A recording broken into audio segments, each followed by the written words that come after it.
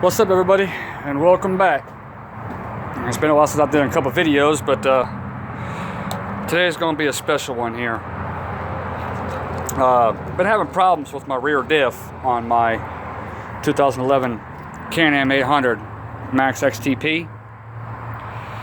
As you can well tell, I got it all torn down. A couple odds and ends that I've been needing to take care of. Well, there is my new diff, which I purchased from Mr. Jerret from Mud and Wheels in Canada. And here's the old one. And the main problem I had with this was, excuse me one second, let me put this down for a minute. Yes, I smoke and do videos. Had a problem with the pinion bearing, which is going to be right about inside of here.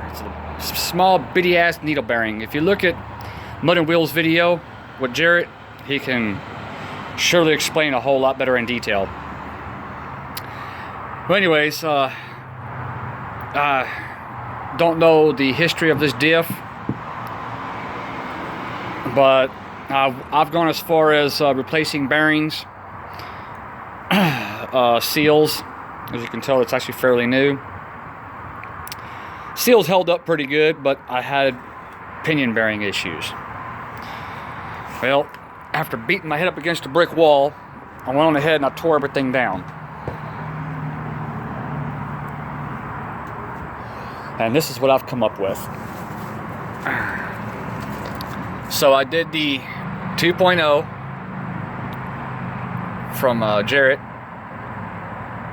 at Mud and Wheels, and this is what he finally shipped to me and I finally got, which it looks like it has different applications that it can go on, but it does work for mine. And as I can tell here, I got zero play finally, and even the slap for the lashing is not as severe as it was with the diff up there. So any further ado, there's going to be a couple videos that I'm going to be doing, but I wanted to show the install. And by the way, I wanted to make a note too.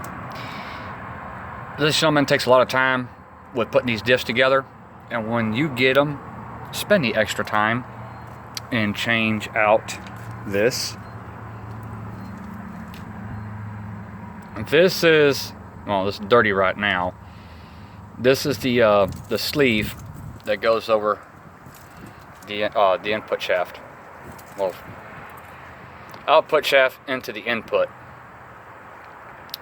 It's basically a one-way. You see it's flat on this side, and it's beveled inward on this side. Well, this side right here is how it's going to be outward when you put on the shaft here in the center. So this will be sticking towards the diff, and this is what will happen. Of course, the marks that are going crossways is from the pipe wrench when I took it off, but the grooves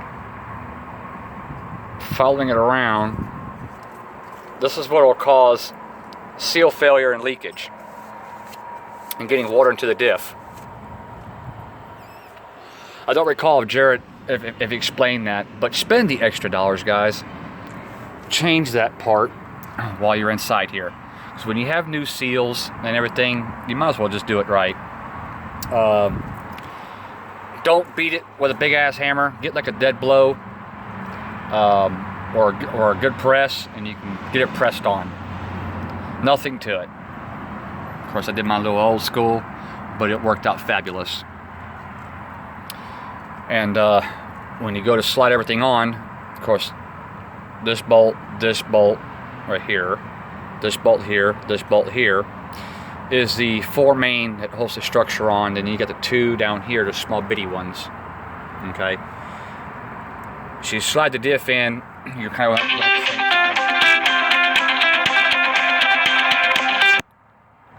Sorry about that phone call. You take everything slide it together, make sure it's in the flange correctly, and just scoot everything up nice and easy.